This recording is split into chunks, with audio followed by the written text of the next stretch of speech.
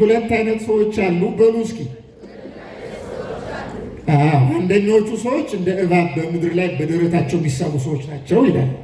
ሁለተኞቹ እንደ ርግብ በሰማይ የሚበሩ ናቸው ይላል። በምድር ላይ በደረታቸው የሚሳቡ ማለት አሁን ልክ ነው፣ ይገባኛል። ዛፍ ግዕዛን የለውም፣ ዛፍ እውቀት የለውም፣ ዛፍ አይናገርም፣ ዛፍ አያውቅም። አውቃለሁ ይሄ የፈጠረውን አምላክ ግን ዛፍ ያውቃል አያውቅም? እስኪ መልሱ፣ ያውቃል አያውቅም? ውሃ ጋር መድኃኒዓለም ሲል ዮርዳኖስ ሸሽቷል አልሸሽም? መልሱ እንጂ ሸሽቷል አልሸሽም? ማንን አይቶ ነው የሸሸው? ማንን አይቶ ነው? እናንተ ባታመሰግኑኝ የቢታንያ ድንጋዮች ያመሰግኑኛል ብሏል አላለም? ኧረ በእናታችሁ መልሱ። የበለዓም አህያ ተናግራለች አልተናገረችም? ማሲያናግር ማሲያናግር እንዴ ሰማያት ይነግራ ስብሐተ እግዚአብሔር እኮ ይላል ዳዊት። ሰማያት ግዕዛን የሌላቸው የእግዚአብሔርን ክብር ይናገራሉ ተብሏል። ፍጥረትማ እግዚአብሔርን ያውቃል። እንግዲያ ፍጥረት እግዚአብሔርን የሚያውቅ ከሆነ እናቱን የሚረሳ ይመስላችኋል? እናቱን የሚረሳ ይመስላችኋል? ጡቷን ያጠባችውን፣ በጀርባ የታዘለችውን፣ በክንዶቿ የታቀፈችውን፣ ልጅ እያለች ያሳደገችውን ስታዘው ይታዘዛት ነበር እኮ የተባለው። አይ አሁን መልአኩን ልክ ያለው ፈቃዷን ጠይቅ ያለው አልቀበልም ብላለች። እሷ የመጀመሪያ ቻንስ ተሰጥቷታል። የመጀመሪያ ዕድሏን አታለች። ስለዚህ የመጀመሪያ ዕድሏን እሷ ካጣች ሁለተኛ ዕድል ብሎ በእመቤታችን ላይ ሁለተኛ ሌላ ሴት አልነበረ። ሳራ፣ ርብቃ፣ የትኛይቱም ሴት ብትሆን ከእመቤታችን ቀጥሎ ከእመቤታችን ጋር ኤ-ቢ-ሲ ተብላ ልትቆጠር የምትችል ማንም ሴት የለችም። እመቤታችን ብቸኛ አንዲት ሴት ናት። ለዚህ ነው ርግቤ መደምደሚያዬ አለና አንዲት ናት አለ።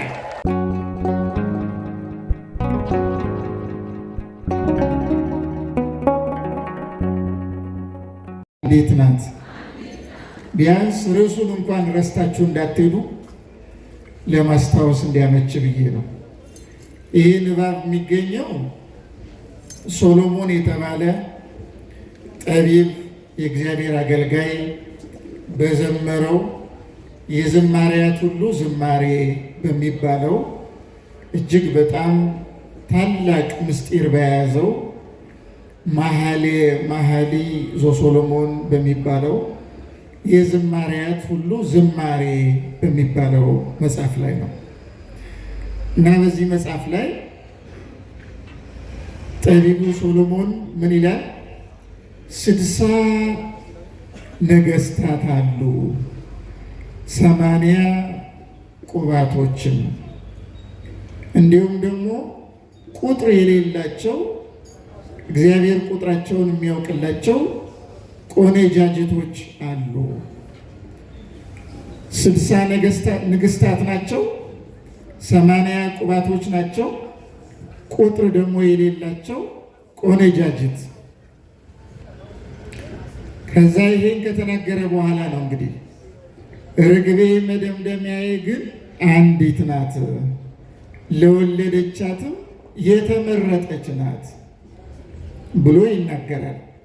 ይሄ በዝማሬው መኃልየ ዘሶሎሞን ምዕራፍ 6 ቁጥር 8 እስከ 9 ያለ ንባብ ነው። ይሄ መጽሐፍ ቅዱስ ክፍል የሶሎሞን መጽሐፍ በኦርቶዶክስ ቤተክርስቲያን አስተምህሮ መሰረት መጽሐፍ ቅዱስ ትርጓሜ እንዳለው ያለ ትርጓሜ አንድ ሰው ልረዳ ብሎ የሚመጣ ከሆነ ሊረዳው እንደማይችል እንቅ አድርጎ የሚይዝ አባቶች ሊተረጉሙ ሊያብራሩ ምስጢሩን መሰረታዊ ትምህርቱን ሊናገሩ ይገባል ብሎ ድምፁን ጮክ አድርጎ የሚናገር መጽሐፍ ነው። ደረቅ ንባቡን ብቻ የያዝን እንደሆነ መጽሐፉ ላይ የተቀመጠውን መሰረታዊ መልእክት መረዳት አንችልም። ለምን? ይሄ ዝማሬ የተዘመረው በባልና በሚስት አንቀጽ ተደርጎ ነው። በሴት አንቀጽ የተነገሩ ምንባቦች አሉ በዚህ ዝማሬ ላይ፣ በወንድ አንቀጽ ደግሞ የተነገሩ ምንባቦች አሉ። ሙሽራና ሙሽሪት እያለ ነው የሚገልጸው። ሙሽሪት እያለ የሚገልጠው በቤተ ክርስቲያን ሊቃውንት ትርጓሜ መሰረት አንደኛ እስራኤል ዘሥጋን እስራኤላውያን እግዚአብሔርን እናመልካለን የሚሉትን ሕዝበ እስራኤልን ነው። ሙሽራ የሚለው ደግሞ የእስራኤል ጠባቂያቸው መጋቢያቸው የሆነውን እግዚአብሔርን ነው። ይህ አንደኛው ሐሳብ ነው። ሁለተኛው ሐሳብ በሙሽሪት አንቀጽ የተነገሩ ምንባባት፣ በአጠቃላይ በሴት አንቀጽ የተነገሩ ምንባባት ለእኛ ምስል ከሳች አድርጎ ሐሳቡን አቅርቦ ለማስረዳት የተገለጠ ነው እና ሴቲቱ የምትወክለው ቤተ ክርስቲያንን ነው። በወንድ አንቀጽ በሙሽራ አንቀጽ ደግሞ የተነገረው የሚወክለው ክርስቶስን ነው። በቤተ ክርስቲያንና በክርስቶስ መካከል ያለውን ተዋህዶ እውነተኛ የሆነውን ፍቅርና ግንኙነት የሚያስረዳ ሐሳብ ነው ያለው ምንባቡ በአጠቃላይ። ሶስተኛው ቅዱስ ጎርጎርዮስ ኑሲስ የተባለ ቤተክርስቲያን አባት ይህን የሶሎሞን መጽሐፍ አብራርቷል። በዛ መጽሐፍ ላይ ምን ይላል? ሙሽሪት እየተባለች የተገለጸችው የክርስቲያኖች ነፍስ ናት ይላል። ሙሽራ ደግሞ ከእያንዳንዱ የክርስቲያን ነፍስ ጋር በጸጋ የሚዋሃደው ኢየሱስ ክርስቶስ ነው። ስለዚህ ሴቲቱ ሙሽሪት ተብላ የተገለጠችው የእኛ ነፍስ ናት። ሙሽራው የነፍሳችን ሙሽራ ደግሞ መድኃኔዓለም ኢየሱስ ክርስቶስ ነው ይላል።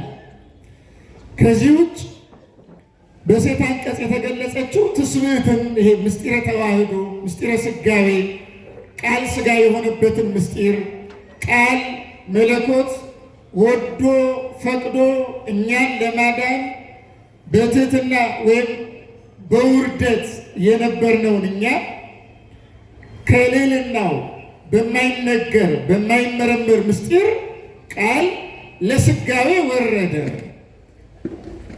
ቃል አካላዊ ቃል የእኛን ስጋ ተዋሃደ። ስለዚህ የእኛ ስጋ ሙሽሪት፣ የእኛን ስጋ የተዋሃደው ቃል ደግሞ ሙሽራ ተብሎ በቃልና በስጋ መካከል ያለውን ተዋህዶ ምስጢረ ስጋዌ፣ ነገረ ስጋዌ የሚባለውን ሐሳብ የሚያስረዳ ነው ከዳር እስከ ዳር መጽሐፍ ቅዱሱ ሲጠቀለል። ይህን መጽሐፍ አንድ ሰው ሲያነብ እንደዚህ አድርጎ መረዳት ይችላል። በሙሽሪት አንቀጽ ቤተ ክርስቲያንንና እውነተኛይቱ የቤተ ክርስቲያን ተወካይ የሆነችውን እናታችን ቅድስት ድንግል ማርያም፣ በሙሽራ አንቀጽ ደግሞ ቤተ ክርስቲያንን የመሰረታትን የሚጠብቃትን ያዳናትን አካሉ ያደረጋትን የወደዳትን ሰው ሆኖ የተገለጠላትን መድኃኔዓለም ክርስቶስን የሚያመለክት ነው። ስለዚህ በእመቤታችንና በክርስቶስ መካከል በቤተ ክርስቲያንና በክርስቶስ መካከል ያለውን ይሄ ሚስቲካል ዩኒየን ምስጢራዊ ተዋህዶ አንድነት የሚያስረዳ የመጽሐፍ ቅዱስ ምንባብ ነው። ይህም ባለመረዳታቸው ፕሮቴስታንቶች እንደምታውቁት ሩል ኦፍ ፌዝ የሚባል ነገር የእምነት መመሪያ እምነትን የሚይዙበት መያዣ ስለሌላቸው በሴት አንቀጽ የተነገረውን ስለሆነች አየለች ወይም አለሚቱ ስለምትባል ሴት እንደሆነ፣ በወንድ አንቀጽ የተነገረውን ስለሆነ አበበ ወይም አየለ ስለተባለ ሰውዬ የተነገረ እንደሆነ አድርገው በማሰብ ይህን ዝማሬ በሴትና በወንድ መካከል ያለ ጋብቻን የሚያመለክት መጽሐፍ ነው። እርዝሊ ሜሬጅን የሚያመለክት ነው። በምድር ላይ ያለን ጋብቻ የሚያመለክት መጽሐፍ ነው ይላሉ ፕሮቴስታንቶች። ለምን? የቅዱሳት መጻሕፍት የመረዳት ስኮፕ ኦፍ ፌዝ የሚባለው የእምነት አይን የላቸውም፣ መርሐ እምነትም የላቸውም። የቅዱሳት መጻሕፍት ቁልፍም የላቸውም። መጻሕፍትን የመረዳት መንገድም የላቸውም። በዚህ ምክንያት ምስጢሩ ስለሌላ ተነግሮ ሳለ ስለ ምድራዊ ጋብቻ የተነገረ እንደሆነ አድርገው በማሰብ ከትክክለኛ የመጽሐፍ ቅዱሱ ምስጢር ውጭ ወጥተው ተጥለው እናገኛቸዋለን። እግዚአብሔር ከቅዱሳት መጻሕፍት ምስጢር ውጭ እንዳንሆን በቸርነቱ ይጠብቀን። እየሰማችሁ ነው? እግዚአብሔር በቸርነቱ ይጠብቀን። ኑፋቄ የሚባለው ነገር ክህደት የምንለው ነገር እኮ አይነ ልቡናችን በኃጢአት ሲታወር ከቤተ ክርስቲያን አረዳድ ውጭ ሆነን ይሄ በስሜት ሊሆን ይችላል ወይም በአይምሮ ርቃቄ ፍልስፍና ፊሎሶፊካል በሆነ መንገድ ቅዱሳት መጻሕፍትን በግላችን ለመረዳት ስንጥር ነው ከቤተ ክርስቲያን የመረዳት ቤት ውጭ ሆነን የምንጠራው። ያን ጊዜ መናፍቅ እንሆናለን። ያን ጊዜ የፈለግነው ሽንቶይስት ልንሆን እንችላለን፣ ቡዲስት ልንሆን እንችላለን፣ ካሪዝማቲስት ልንሆን እንችላለን፣ ላፊስት ልንሆን እንችላለን፣ ምናምን የፈለግነውን ቤተ እምነት ልንመሰርት እንችላለን። ከቤተ ክርስቲያን አረዳድ፣ ከቤተ ክርስቲያን አእምሮ፣ ከቤተ ክርስቲያን ምስጢር፣ ከቤተ ክርስቲያን ሕይወት ውጭ ከሆን ማለት ነው። ስለዚህ ይሄ ዝማሬ የበቁ ሰዎች ምን ይባላል? በቤተ ክርስቲያን ሊቃውንት ትርጓሜ መሰረት the songs of matured people የበሰሉ የሰለጠኑ ያወቁ ያደጉ የጎለመሱ የነዚህ ሰዎች ዝማሬ እየተባለ ነው የሚጠራው የሶሎሞን መጽሐፍ። ስለዚህ ይህን መጽሐፍ ለመረዳት አሁን ያነሳሁትን መቅድም መረዳት ያስፈልጋል። እና እንግዲህ በዚህ ዝማሬው ነው ሶሎሞን 60 ነገስታት እስኪ ተናገሩ። 60 ነገስታት በሉ እስኪ። 80 ቁባቶች እስኪ በሉ። ቁጥር የሌላቸው ቆነጃጅቶች እስኪ በሉ። 3 ነገር እዚህ ተገልጿል። አንደኛ ንግስታት the queens የሚል አለ። ሁለተኛ ቁባቶች ኮንኩባይን ይባሉ አሉ። ሶስተኛ ደግሞ የገለጣቸው ቆነጃጅት የሚለው በእንግሊዝኛ ሲገለጽ ቨርጂንስ ደናግላን ማለት ነው። ደናግላን ልብ በሉ። ንግስታት አሉ፣ ቁባቶች አሉ፣ ደናግላን አሉ። ደናግላኑ ቁጥር የላቸውም ነው የተባለው። እነዚህ ሶስቱ ምንድን ነው የሚያመለክቱት? 60 ነገስታት አሉ፣ 80 ቁባት አሉ፣ ቁጥር የሌላቸው ቆነጃጅት አሉ ብሎ ይሄን ከተናገረ በኋላ ማሳረፊያ ያደረገው አንድ ነገር በማንሳት ነው። ርግቤ እስኪ ርግቤ በሉ በሉ በሉ ወደ ምጮክ በሉ ርግቤ። ሁለተኛ መደምደሚያዬ፣ ሶስተኛ አንዲት በሉ ጮክ በሉ አንዲት። በዚያኛው 3 ነገር በዚህኛው 3 ነገር ይገልጻል። ንግስታት አለ፣ ቁባቶች አለ፣ ከዛ በኋላ ቆነጃጅት አለ። እነዚህ 3ቱ አካላት የሚያመለክቱት አንደኛ በሁለተኛው መቶ ክፍለ ዘመን የነበረ አንድ የመጽሐፍት ተርጓሚ ሊቅ የዚህ መጽሐፍ ትርጓሜ ያለው ራሱን ችሎ ሰፊ መጽሐፍ ማብራሪያ ያደረገበት መጽሐፍ አለ። እዛ ላይ ምን ይላል? እነዚህ 3ቱ አካላት የሚያመለክቱት ፍጽምና የሌለው እምነት ያላቸውን ሰዎች ነው። ፍጹም የሆነ እምነት የሌላቸው እምነተ ጎዶሎች እስኪ ተናገሩ። እምነተ ጎዶሎች በሉ እስኪ። በእምነታቸው ፍጹማን ያልሆኑ ወይም ደግሞ ትክክለኛ እምነት የሌላቸው እንዲያውም ሄሬቲክስ መናፍቃን ጭምር ናቸው ይላል። ንግስታት የተባሉ ቁባት የተባሉ ቆነጃጅት የተባሉ መናፍቃን ናቸው ወይም ደግሞ ትክክለኛ የሆነ እምነት የሌላቸው አካላት ናቸው ይላል። አንደኛ የእምነት ጉድለትን የሚያመለክት ቃል ነው። የሚነጻጸረው ከማን ጋር ነው? ርግቤ መደምደሚያዬ አንዲት ናት ከሚለው ጋር። ርግቤ የተባለችው አማኝ ናት። የአማኞችን ጉባኤ የምታመለክት ናት። የአማኞችን ትክክለኛ የሆነ እምነት ያላቸው እግዚአብሔር ከእነርሱ ጋር የሆነላቸው አካላት የምታመለክት ናት። ወይም ቤተ ክርስቲያን ስንል የአማኞች ህብረት ነው የምትባለው። የአማኞች የማያምኑ የሚጠራጠሩ የሚክዱ ሳይሆን የሚያምኑ የማይጠራጠሩ ልቡናቸው ከእግዚአብሔር ጋር የተስማማላቸው ሰዎች ህብረት ናት ቤተክርስቲያን። ስለዚህ ስለ ትክክለኛ ቤተክርስቲያንና ሐሰተኛ ስለሆነችው ጉባኤ ነው እየተናገረ ያለው እና ንግስታቱ፣ ቁባቱ፣ ቆነጃጅት የተባሉ እነዚህ ከትክክለኛ ቤተክርስቲያን ውጭ ያሉ አካላት ናቸው። አንደኛ ትርጓሜ። ሁለተኛ ደግሞ የምግባር ጉድለት ያለባቸው ናቸው። እስኪ ተናገሩ። የምግባር ጉድለት በሉ እስኪ። ጮክ በሉ ለመያዝ ያመቻቸዋል። የምን ጉድለት አልኳችሁ? የምግባር ጉድለት ያለባቸው አካላት ደግሞ አሉ። የቀና ምግባር የሌላቸው በምግባራቸው ጎደሎ የሆኑ እና ይሄን የሚናገረው ቅዱስ ጎርጎርዮስ ዘኑሲስ ነው። ምን ይላል? ከእግዚአብሔር ይልቅ ከዓለም ጋር የተጣበቁ፣ ዓለም የሰለጠነችባቸው፣ ዓለም በፈቃዷ ያሰለጠነቻቸው ያነገሰቻቸው፣ ዓለም በፈቃዷ ያደነገለቻቸው፣ በዓለማዊ አኗኗራቸው የደነገሉ ድንግልና ያላቸው ቆነጃጅት የተባሉ ፊሎሶፈር ሊሆኑ ይችላሉ፣ ምንም ሊሆኑ ይችላሉ፣ ኤቲስት ሊሆኑ ይችላሉ። በጣም ምሁራን ናቸው፣ ጎበዞች ናቸው፣ የተመሰከረላቸው ናቸው፣ ቆነጃጅት ናቸው። ዶክተር ሊሆኑ ይችላሉ፣ ኢንጂነሮች ሊሆኑ ይችላሉ፣ ሳይንቲስቶች ሊሆኑ ይችላሉ፣ ተመራማሪዎች ሊሆኑ ይችላሉ። በዓለም ሲታዩ ቆነጃጅት ናቸው። እግዚአብሔር ከእነርሱ ጋር እንዲዋሃድ ያላደረጉ፣ እግዚአብሔር ያልሰለጠነባቸው፣ በራሳቸው ፈቃድ ከእግዚአብሔር ይልቅ ከዓለም ጋር የተጣበቁ ሰዎች የሚያመለክት ነው። ይህ ሁለተኛው ትርጓሜ ነው። እነዚህ አካላት የተባሉ እነዚህ ናቸው ይላል። ቅዱስ ኤጲፋንዮስ ፓናሪዮን የሚባል መጽሐፍ አለ።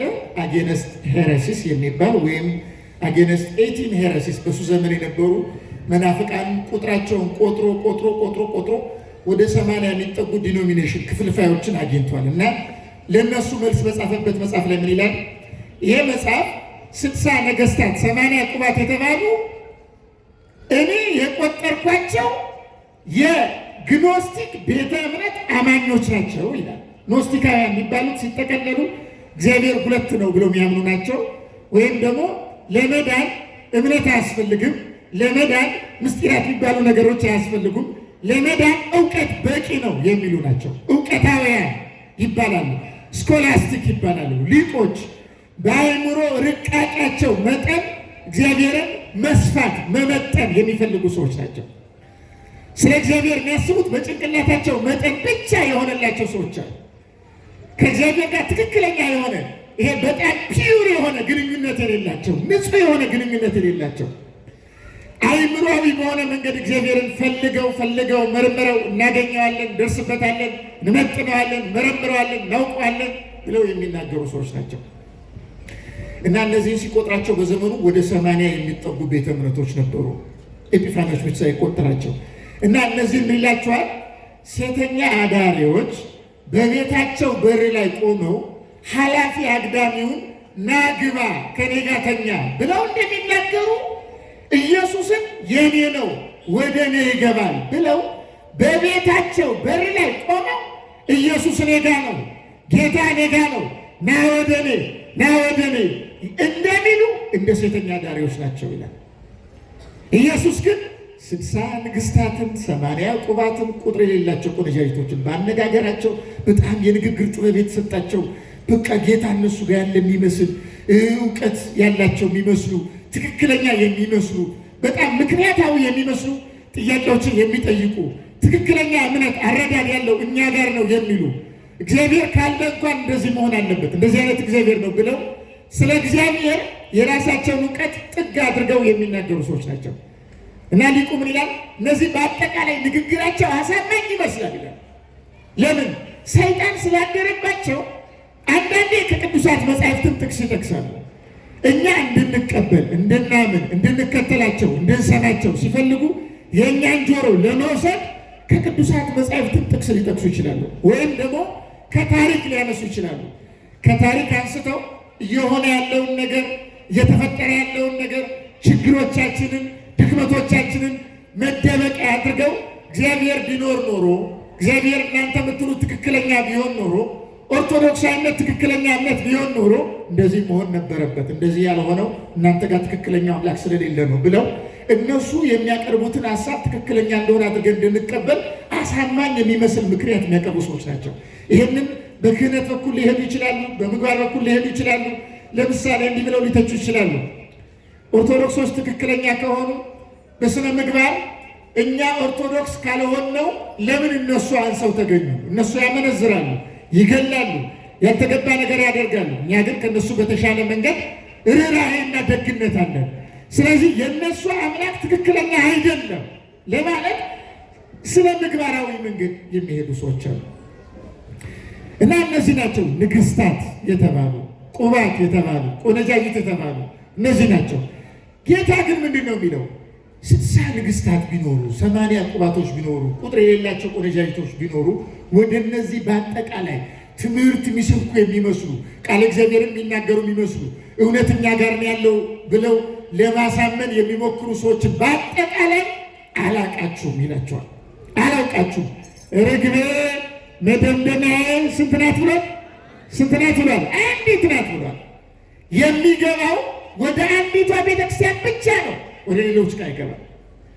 ወደ አንዲቷ ጉባኤ ትክክለኛ እምነት ወዳላት፣ ልቧ ለተቀደሰላት፣ ፈቃዷ ለቀናላት፣ ሀሳቧ ለተስተካከለላት፣ ምርጫዋ አንድ ብቻ ለሆነላት፣ እርሱም እግዚአብሔር ብቻ የሕይወቷ ምርጫ ለሆነላት ወደ እሷ ነው የሚገባው።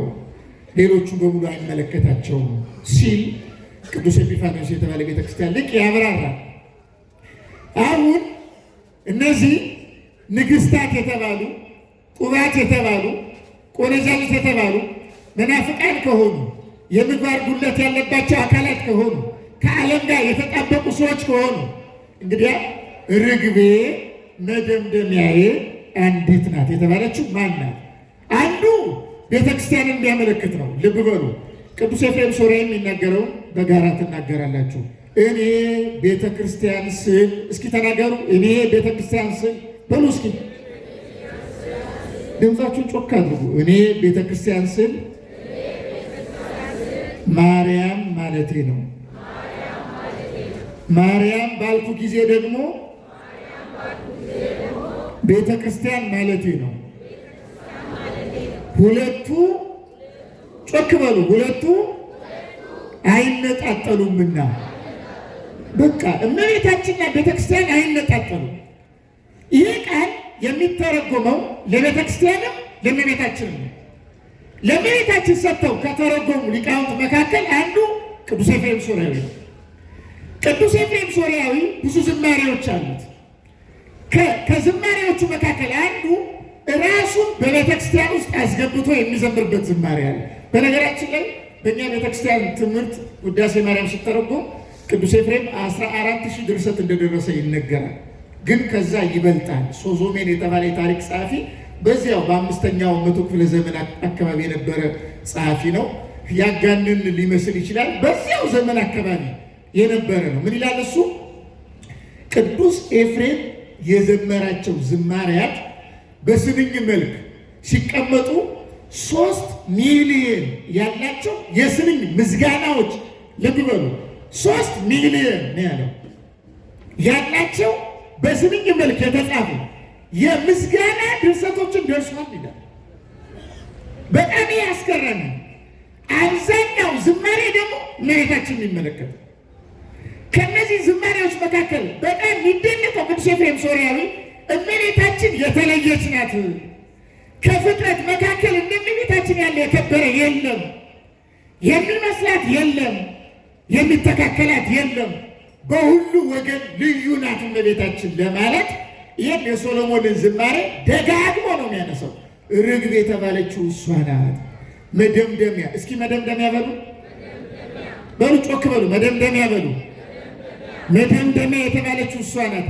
አንዲት የተባለችው እሷ ናት ብሎ ቅዱስ ኤፍሬም ሶርያዊ ይናገራል። ቅዱስ ኤፍሬም ሶርያዊ ብቻ አይደለም፣ ሌሎች ሊቃውንትም ይናገራሉ። አንዳንድ ነገር ልንገራቸው። አንደኛ ርግብ ይሏታል እመቤታችን ቅድስት ድንግል ማርያም። ምን ለማመልከት መሰላችሁ ርግብ የሚሉት? ልብ በሉ። አንደኛ ይውህናዋን እመቤታችን በጣም ፍጽምት፣ ከፍጥረት መካከል እንደ እመቤታችን ያለ የዋህ የለም። እመቤታችን ከፍጥረት መካከል የመጀመሪያ ናት በየዋህነት የመጀመሪያ። ሁለተኛ እመቤታችን ሀዳጊተ በቀል ናት። ምንም አይነት በቀል ማትቋጥር ናት። ልጇን የሚጠሉትን፣ የሚሰድቡትን፣ የሚገሉትን፣ መከራ የሚያደርሱበትን በአጠቃላይ አልጠላቻቸው፣ ቂም አልያዘችባቸው። እሱ ብቻ አይደለም፣ እርሷን ሊያቃጥሏት ሊገሏት የሚመጡ እስራኤላውያንንም አልጠላቻቸው። ለምን?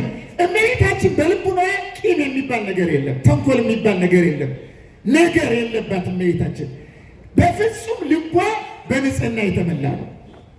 ስለዚህ እመቤታችን ርግብ የምትባለው አንዱ በዚህ ነው። ሌላኛው ርግብ ያሰኛት እመቤታችን ፍጥረቷ ነው። ይኸው ልብ በሉ፣ ሁለት አይነት ሰዎች አሉ። ይህን በደንብ አድርጋችሁ አድምጡ። አንደኛ ይህን የሚናገረው ቅዱስ ማነው? ቴዎፍሎስ ዘአንጾኪያ የተባለ ሊቅ ነው የሚናገረው። እስኪ ሁለት አይነት ሰዎች በሉ እስኪ።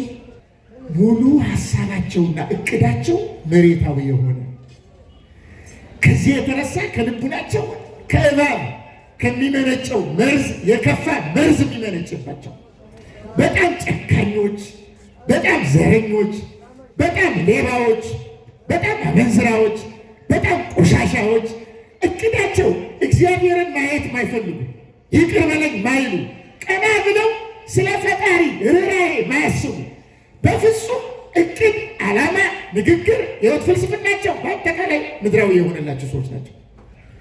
እነዚህ እባብ ይባላሉ። እንደ ርግብ ደግሞ ያሉ አሉ። ከዚህ ምድር ሀሳብ ፈቃድ በአጠቃላይ ተላቀው በሰማይ ይሄ ግራቪቴሽናል ፎርስ የሚባለው የምድር ስበት የመሳብ ሕግ ሳይዛቸው ዓለማዊ ፈቃድ ሳይሰለጥንባቸው ብድግ ብለው በረው የሚሄዱ ናቸው። ለእነዚህ የመጀመሪያዊቱ አብነት ቅድስት ድንግል ማርያም ናት። ለቅዱሳን በአጠቃላይ ለደናግላን ብትሉ፣ ለንጹሐን ብትሉ፣ ለገዳማውያን ብትሉ፣ ለተጋቡ ብትሉ፣ ለጻድቃን ለመናኞች ብትሉ፣ በአጠቃላይ ለካህናት ብትሉ፣ ለዓለም የክርስትና ሕይወት አብነቷ እመቤታችን ናት። መነኮሳት እመቤታችን ካልመሰሉ መዳን አይችሉም። በጋብቻ ያሉ ሚስትም ማርያምን መምሰል አለባት፣ ባልም ማርያም መምሰል አለበት፣ ልጅም እመቤታችን መምሰል አለበት። እመቤታችን ሳይመስል መዳን የሚችል ማንም ፍጡር የለም ከሰው ወገን። ለምን? እመቤታችን ፍጽምት እግዚአብሔርን የመሰለች በምድር ላይ ያለች እግዚአብሔር የሰለጠነባት ተንቀሳቃሿ ሰማይ ናት። በዚህ ሰማይ ታውቃላችሁ ፀሐይ ይወጣል። በሰማይ የሚወጣው ፀሐይ እንደምታውቁት ደመና ይጋረደዋል። ደመና የማይጋርደው ፀሐይ ጽድቅ ዘያርም የተባለ በእውነት ብርሃኑ ዓይንን የማይበዘብስ ልቡናን የሚያጸራ ሕሊናን የሚያቀና እምነትን የሚያሳድግ የሆነ አማናዊው ፀሐይ የወጣባት የሚወጣባት ለዘላለም ዘላለማዊ ፀሐይ ክርስቶስ የታየባት ሰማይ እመቤታችን ናት። ይህ ሰማይ ቅዱስ ያዕቆብ ዘሥሩግ ያነጻጽራል። እመቤታችንና ይህንን ሰማይ እመቤታችን ዳግሚት ሰማይ ትባላለች። ይህ ሰማይ ለእግዚአብሔር ዙፋኑ ነው፣ ማርያምም ለእግዚአብሔር ዙፋኑ ናት። ይህ ሰማይ ግን እግዚአብሔር ጡት አላጠባውም፣ ማርያም ግን ጡቷን አጥብታለች። ይህ ሰማይ እንጎቻ ጋግሮ አላበላውም፣ እመቤታችን ግን እንጎቻ ጋግራ አብልተዋለች። እመቤታችን ልጄ ብላለች፣ ይህ ሰማይ ግን ልጄ አላለም። እመቤታችን ወልዳለች፣ ይህ ሰማይ ግን አልወለደም። እመቤታችን ከሰማይ የምትበልጥ ሰማይ ናት። እርሷን ካላየን እንዴት ፀሐይ ጽድቅ ክርስቶስ በእኛ ሊወጣ ይችላል? ስለዚህ ተመልከቱ፣ እመቤታችን ርግብ ናት፣ ከፍ ያለች በሰማይ የምትበል ምድራዊ ሀሳብ ያልያዛት፣ ምድራዊ አመለካከት ያልያዛት፣ ዓለም ያልያዛት፣ ከዓለም የተላቀቀች ከእግዚአብሔር ጋር የተጣበቀች ልዩ እናት ናት እመቤታችን ቅድስት ድንግል ማርያም። በሌላ ወገን ርግብ እንደምታውቁት የመንፈስ ቅዱስ ምሳሌ ነው አይደለ? መንፈስ ቅዱስ በርግብ አምሳል ተገለጠ ሲባል አትሰሙም? በመጽሐፍ ቅዱስ ተነግሯል። የጌታችን የጥምቀት ጊዜ ጌታ ሲጠመቅ አብ በደመና ሆኖ የምወደው ልጄ እርሱ ነው እርሱ ስሙት ይላል። መንፈስ ቅዱስ ደግሞ በተለየ አካሉ ምንም በአካሉ ረቂቅ ቢሆን ለእኛ እንዲገባ በርግብ አምሳል ተገለጠና ወረደ። ልብ በሉ፣ መንፈስ ቅዱስ በርግብ ይመሰላል። እመቤታችን ርግብ የተባለችው ለምን መሰላችሁ? አንደኛ የመንፈስ ቅዱስ ሙሉ ጸጋ ያደረባት ለፍጡር ሊሰጠው ከሚገባ ጸጋ አንድ እንኳ እመቤታችን ጋር የሌለ የለም። ለእመቤታችን ያልተሰጠ ምንም ጸጋ የለም። እመቤታችን የጸጋ በአጠቃላይ ምልአት ናት። ጸጋ የመላባት ናት። እመቤታችን ልዩ እናት ናት። በዚህ ምክንያት ሁለተኛ መንፈስ ቅዱስ ሙሉ አካሏን የተቆጣጠራት፣ ሙሉ አካሏን ከራስ ጠጉሯ ጀምሮ እስከ እግር ጥፍሯ ድረስ ከመንፈስ ቅዱስ ፈቃድ ያልወጣ ሙሉ አካሏ ለመንፈስ ቅዱስ የተገዛ ከእናቷ ማኅፀን ጀምሮ መንፈስ ቅዱስ አቀባም ከርሰማ ብለን እንደምንናገረው መንፈስ ቅዱስ ከእናቷ ማኅፀን ጀምሮ የጠበቀ ኋላ መልአኩ ሲመጣ መንፈስ ቅዱስ አድሮባት ያገኘ በኋላ እስከ ምጽአት ድረስ የእግዚአብሔር መንፈስ ያልተለየባት ስራዋ፣ እቅዷ፣ ሐሳቧ፣ መልኳ፣ ሞገሷ በመንፈስ ቅዱስ የተመላ የተመላ አሁን መናፍቃን አንዳንድ ጊዜ ለእመቤታችን መስገድ እንደው ከባድ እንደሆነ አድርገው አስበው ለማርያም መስገድ አያስፈልግም ምናምን ብለው ይንጫጫሉ። እንዴ ማርያምን ኑ ስገዱልኝ አላለቻቸውም። ቢገባን አይነ ልቡናችን ቢጠራ እመቤታችን በአካል ብናገኛት ስገዱልኝ ብላ አይደለም፣ ከሞገሷ የተነሳ በፊቷ ተብረክርከን ነው የምንወድቀው። ይህን ስነግራችሁ በድፍረት ነው የምናገረው። እንኳን እኛ ኃጢአተኞች እርግጥ ታውቃላችሁ፣ ለኃጢአተኞች አንዳንድ ጊዜ ጸጋ እግዚአብሔር ይሰወርባቸዋል።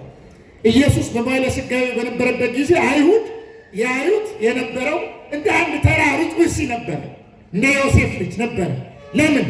የመለኮቱን ምልአት አምላክነቱን፣ ውበቱን፣ ግርማውን፣ ብርሃኑን ያንን እንዳያዩ አይነ ልቡናቸውን ኃጢአትና ጥርጣሬ ስላሳወረባቸው ትዕቢት ከእግዚአብሔር ጋር እንዳይገናኙ ድንበር ስለለየባቸው ነው። ሌላ አይደለም። እመቤታችን በሥጋ በነበረችበት ጊዜ ግን አንድ ዲዮናስዮስ የተባለ ሊቅ ይሄ ዘ ዲቫይን ኔም የሚባል አንድ መጽሐፍ አለ፣ የመለኮት ስሞች ሚል ማለት ነው። እዛ መጽሐፍ ላይ ምን ይላል? ፈላስፋ የነበረ የግሪክ ፈላስፋ ነው። ኋላ ወደ ክርስትና ይገባል። የሐዋርያት ሥራ ምዕራፍ 17 ላይ ታሪኩ ተጽፏል። ክርስቲያን የሆነው በቅዱስ ጳውሎስ ትምህርት ነው። ትምህርቱ ማርኩት።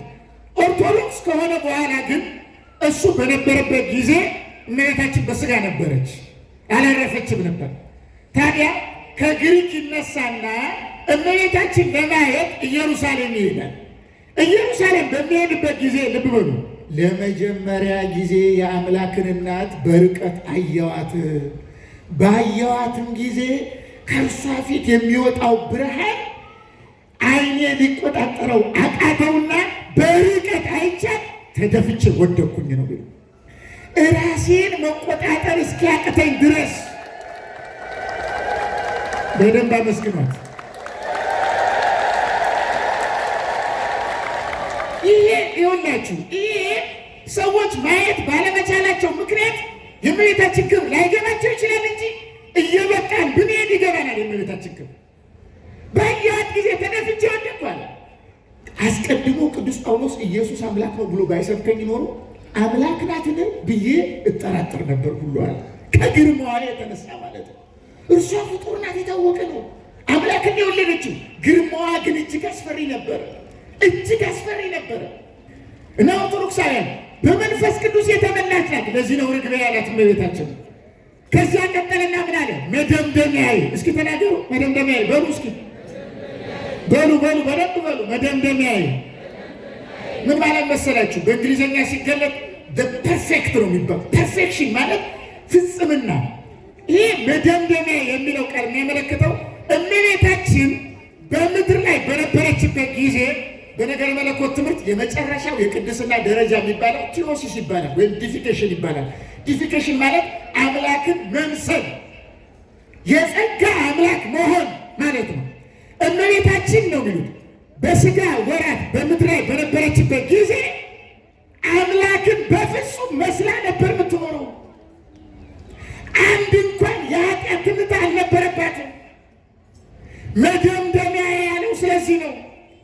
ነውር አልተገኘባትም፣ ነቀፋ አልተገኘባትም። ስለዚህ ቅዱስ ኤፍሬም ሶርያዊ እንደዚህ ይላል፣ ማርያም ሆይ። እስኪ ተናገሩ እናንተ፣ ጮክ በሉ በደንብ። ማርያም ሆይ አንቺ ምንም ነውር ነቀፋ የለብሽም።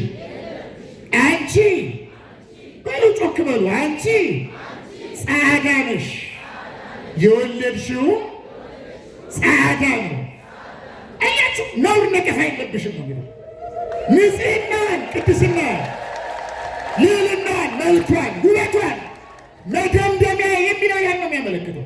እመቤታችን የኃጢአት ትንታ የለባትም። ጠባሳ፣ ይሄ ስትሬን ኦፍ ሲን የሚባል ነገር የኃጢአት ትንሽ ዝንባሌ ያልነበረባት በምድር ላይ እያለች የገነትን ሕይወት የኖረች ናት። የምትበልጠው ታውቃላችሁ ከመላእክት ሁሉ በቅድስና እንደምትበልጥ በንጽሕና ከመላእክት እኮ ከሱራፌል ምግባቸው ረፍታቸው፣ ምስጋናቸው ምግባቸው፣ ጌጣቸው ረፍታቸው ከሆነላቸው ከቅዱሳን መላእክት በንጽሕና ትበልጣችኋለች እመቤታችን በንጽሕና። ስለዚህ ምንም ነቀፋ የለባትም። ስለዚህ ምን ይላል ቅዱስ ኤፍሬም ሶርያዊ? እንደዚህ ይላል፣ በገናዬ ሆይ ና ይችን ንጽሕት የአምላክን እናት ለማመስገን ተነቃቃ። አይገርማችሁ? ግዕዛን የሌለው አሁን መናፍቃኑ ምን ይላሉ? የማርያም ምስጋና በዛ፣ አመሰገናችኋት በዛ፣ መጠኑ በዛ ይላሉ። እንዴ ወዳጄ፣ የማርያም ምስጋና መብዛቱ ማን የነገረ? በምን ለክተህ ነው? በሌትር ነው የለካው? በአንተ አይምሮ ነው የለካው? ማን ነው በዛ ያለው? ሰማይ ምድር የማይችለውን አምላክ በማኅፀኗ የያዘች እሷ አይደለች? በድንግልና እንደታተመች ብቻ እግዚአብሔርን የወለደች እሷ አይደለች? ምስጋና በዛ ትላለህ። የእሷ ምስጋና መለኪያ ማጋን ያለው እግዚአብሔር እሷ እንድትመሰገን ከፈቀደው እልፍ አእላፋት ፍጡራን ተሰብስበው ቢያመሰግኑ እግዚአብሔር እሷ እንድትመሰገን ከፈቀደው ጥቂቷን እንኳን መድረስ አንችልም። ልንገራችሁ፣ ጥቂቷን እመቤታችን ገና አልተመሰገነችም። ለዚህ ነው ኤፍሬም ሶርያዊ በገና ያለ። ለምን? ዛፉ ያመሰግናታል፣ ይታዘዛት ነበር ነው የተባለው። አሁን እኛ በኢትዮጵያ ያሉ ፕሮቴስታንቶች ጭንቅላታቸውን ሰይጣን ስላሳወረባቸው የእመቤታችን ምልጃ በጣም ይቀፋቸዋል፣ ይከብዳቸዋል እንጂ በምዕራብ ዓለም ያሉ በጣም ሰልጥነናል ያሉ ትልልቅ ምዕራባውያን ፕሮቴስታንቶች እመቤታችን አማላጅ ብቻ አይደለም ይሏት። ተቀለችው ቃና ዘገሊላ ላይ አልሰማትም ዞር በይ አላት ይላሉ የእኛ የኢትዮጵያ ፕሮቴስታንቶች። እስኪ አሜሪካን ሂዱ፣ እስኪ አውሮፓ ሂዱ። አውሮፓ ያሉ ፕሮቴስታንቶች እመቤታችን ቃና ዘገሊላ ላይ ምልጃ ብቻ ነው የሚያቀርበችው የሚሉት። ሺ ኦርደርድ ሂም ቱ ቼንጅ ዘ ዋተር ኢንቱ ዋይን ነው የሚሉት። ውሃውን ወይን ያደርገው ዘንድ በእናትነት ስልጣኗ አዘዘችው። እስኪ ተናገሩ፣ ምን አለችው? አይሰማም፣ መልሱ። ምን አለችው? ማ ያዘዘችው? መልሱ እንጂ ማናት ያዘዘችው? ማንን ያዘዘችው? መልሱ። ማንን ያዘዘችው? አካበድን እንዴ? መጽሐፍ ላይ ምንድን ነው የሚለው? ይታዘዛት ነበረ ይላል አይልም? ይላል አይልም? እና እንደ አመፀኛ ልጅ ጌታ በሕፃንነቱ ለእናቱ ሲታዘዝ ቆይቶ አደግ ሲል አበዛሽው፣ አሁንማ ድሮ ሕፃን እያለ የታዘዝኩት ይበቃል ሚል ይመስላችኋል? ሕፃን እያለ ፍጡር መሰላችሁ? ሕፃን እያለ እኮ ፈጣሪ ነው። የታዘዘ እኮ ሀሳቡ ነው። እመቤታችን የአምላክ ሀሳብ ያልሆነ የፈጣሪ ሀሳብ ያልሆነ ምንም ነገር አትናገርም። ስለዚህ ተመልከቱ፣ እመቤታችን ክብሯ ልዩ ነው። ፍጥረት ሁሉ ነው የሚያመሰግናት። ለዚህ ነው መደምደሚያዬ አላት። ከዛ በኋላ አንዲት ናት። እስኪ ተናገሩ፣ ስንት ናት? ጮክ ብላችሁ ተናገሩ፣ ስንት ናት? ስንት እናት አለን? እስኪ ተናገሩ። የፍጥረት ሁሉ አባት ስንት አባት ነው? አንድ አባት ነው። የፍጥረት ሁሉ እናት ስንት እናት ናት? አንድ እናት ናት። ቀለሜንጦስ እንደዚህ ይላል፣ አብ አንድ እንደሆነ ወልድም አንድ ነው፣ መንፈስ ቅዱስም አንድ ነው፣ ቤተክርስቲያንም አንዲት ናት ይልና የሁሉ እናት ማርያምም አንድ ናት እንጂ ሁለት አይደለችም ይላል። ትክ የላትም ነው የሚለው፣ አንዲት ናት። ቅዱስ ያዕቆብ ዘሥሩግ እንደዚህ ይላል። ለምሳሌ ልብ በሉ፣ እመቤታችን ቅድስት ድንግል ማርያም አምላክ 5500 ዘመን እንዲቆይ ያደረገች እናት ናት ይላል። ኦን ዘ ማዘር ኦፍ ጋድ በሚለው መጽሐፍ ላይ በእንተ ወላዲተ አምላክ የሚል በእንግሊዝኛ ያለ መጽሐፍ አለ እና ዛሬ ምንድን ነው የሚለው? እግዚአብሔር አዳምን ለማዳን 5500 ዘመን የቆየው እመቤታችንን ጥበቃ ነው። ከእርሷ ቀድሞ እንደ እመቤታችን ያለ ንጽሕና ያላት ሴት ብትኖር ኖሮ ከዛች ሴት ይወለድ ነበረ። እንደ እመቤታችን ያለ ከፍጡር መካከል ስላልነበረ እርሷን ለመጠበቅ ነው 5500 ዘመን የቆየው። በእመቤታችን ላይ ደግሞ ሁለተኛ የለም። መልአኩን ሲልከው ሂድና ንገራት ለድንግሊቱ እነሆ ከእሷ እንደሚወለድ የምስራችን ቃል ንገራት አለው። በላከው ጊዜ መልአኩ መጥቶ ለእመቤታችን ሲነግራት እመቤታችን መልአኩን ቆይ የነገርከኝ ነገር ከባድ ስለሆነ አንድ ሱባኤ ልግባ ከዓመት በኋላ ተመልሰና ቢል መልአኩ መሄድ ነው ስራው። አይ አሁን መልአኩን ልክ ያለው ፈቃዷን ጠይቅ ያለው አልቀበልም ብላለች። እሷ የመጀመሪያ ቻንስ ተሰጥቷታል። የመጀመሪያ ዕድሏን አታለች። ስለዚህ የመጀመሪያ ዕድሏን እሷ ካጣች ሁለተኛ ዕድል ብሎ በእመቤታችን ላይ ሁለተኛ ሌላ ሴት አልነበረ። ሳራ፣ ርብቃ፣ የትኛይቱም ሴት ብትሆን ከእመቤታችን ቀጥሎ ከእመቤታችን ጋር ኤ ቢ ሲ ተብላ ልትቆጠር የምትችል ማንም ሴት የለ የለችም። እመቤታችን ብቸኛ አንዲት ሴት ናት። ለዚህ ነው ርግቤ መደምደሚያዬ አለና አንዲት ናት አለ። ተመልከቱ፣ አንዲት ናት እመቤታችን፣ አንዲት ናት ስንል በቃ ከእርሷ ጋር እኩል ሆኖ ሊቆጠር የሚችል ማንም የለም። ቤተክርስቲያንን አንዲት ናት እንደምንለው ነው እመቤታችን አንዲት ናት የምንለው።